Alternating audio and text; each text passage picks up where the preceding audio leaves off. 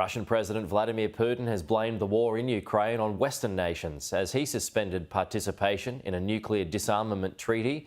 His annual State of the Nation address comes just days before the one-year anniversary of Russia's invasion of Ukraine. It was a very long speech that Vladimir Putin gave, and I would say that it was sort of subdivided into three different phases, where on the one hand he said that Russia tried to do everything to prevent this war. However, it was, as he put it, the regime in Kiev that kept attacking Donbass. The West has closed its eyes to the hypocrisy and murderous regime in Kiev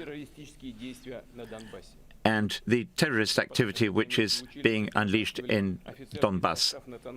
They have been supplying arms to the terrorists, and even before the special military operation, they had been receiving heavy artillery and air defense systems.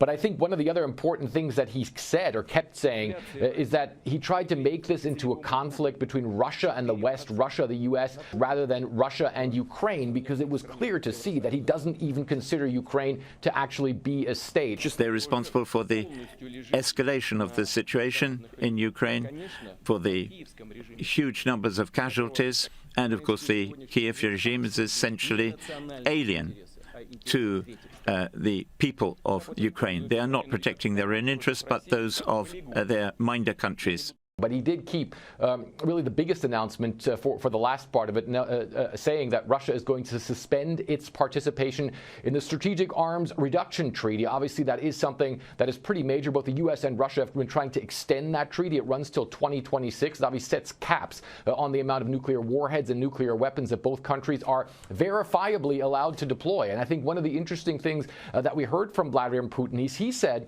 that he believes that the risk of allowing, for instance, U.S. inspectors or other inspectors onto their bases is that he's afraid they could get attacked by drones from Ukraine. So obviously likening that to the war in Ukraine as well. That was the sort of big major announcement. But really on the whole, you could see Russia absolutely not willing to back down in any way, shape or form. Instead, Vladimir Putin really trying to mobilize Russians for a protracted special military operation, as he calls it, obviously the war in Ukraine.